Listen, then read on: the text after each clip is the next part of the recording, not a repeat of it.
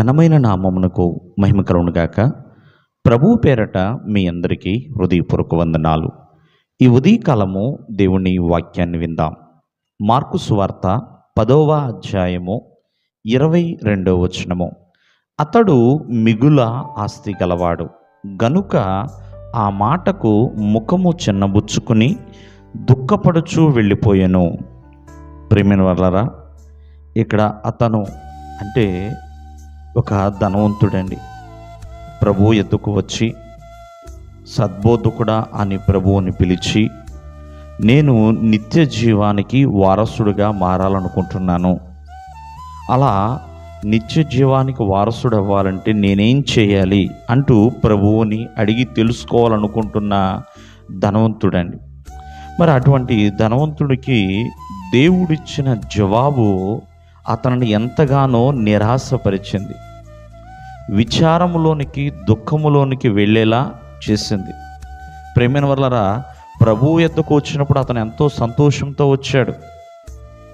ప్రభువు ఏ మార్గంలో వెళుతున్నాడో మరి ఆ మార్గాన్ని తెలుసుకున్నాడు. ప్రభు ఎద్దకు పరిగెత్తుకుని వచ్చాడు, ప్రభు ఎదుట మోకరించాడు, ఎంతగానో ప్రభువుని తను అడుగుతున్నాడు. దేవుడు చెప్పిన సమాధానం, ఎందుకంటే నిత్య జీవానికి వారసులుగా మారాలంటే నరహత్య చేయొద్దు, వ్యభిచరించవద్దు, దొంగిలింపవద్దు, అబద్ధ సాక్ష్యం పలకబాకండి, మోసం చేయబాకండి, తల్లిదండ్రులు సన్మానించండి, అలాగే దేవుని యొక్క ఆజ్ఞలు మీకు తెలుసు కదా, ఆ ప్రకారంగా చేయండి అని దేవుడు చెప్తే ఆ యవనస్తుడు అయిన ధనవంతుడు అంటూ ఉంటాడు, నేను బాల్యము నుండి ఇవన్నీ అనుసరిస్తున్నాను అని చెప్తాడు. ప్రభు అంటాడు, సరే అంతా బాగానే ఉంది, నీకు కొదువుగా ఉంది, నీ ధనమును అమ్మి బేదలకిచ్చి నన్ను వెంబడించు, పరలోకమందు మీకు ధనం కలుగుతుంది అనే విషయాన్ని కూడా తెలిస్తే, ప్రేమైన వల్లరా, ప్రభువుని వెంబడించటము అలాగే ధనముని విడిచిపెట్టటము ఇవన్నీ కూడా తనని విచారంలోనికి తీసుకువెళ్ళిపోయినాయి. ఎందుకంటే నిత్య జీవానికి వారసుడిగా తాను మారాలనుకున్నాడు, కానీ ప్రభువుని వెంబడించాలా, ఇది గొప్ప సాహసము కదా అంటూ ఎంతగానో తను బాధపడుతున్నాడు. అంతేకాని తన ధనాన్ని విడిచిపెట్టాలా, ఇప్పుడు వరకు ఆ ధనమును తను ప్రేమించాడు, ఆ డబ్బు తనకి భద్రత కలిగిస్తుంది అనే భావాన్ని తను విడిచిపెట్టలేకపోతున్నాడు.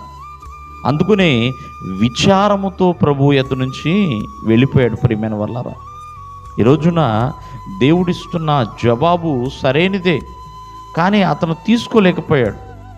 ప్రభువు మార్గాన్ని వెంబడించలేక, ప్రభువులో సరిగా నిలవబడలేక ఎంతగానో తను బాధపడుతూ ఉన్నాడు. కావున ఈ దినమందు ఆలోచించండి, ప్రతి ఒక్కరూ కూడా విచారము నీ జీవితంలోని కలగజేసేది ధనము. చూడండి, ఆ ధనము వలనే తనలోనికి విచారం వచ్చేసింది. దేవుడు మిమ్మల్ని ఆశీర్వదించునుగాక. ఆమేన్.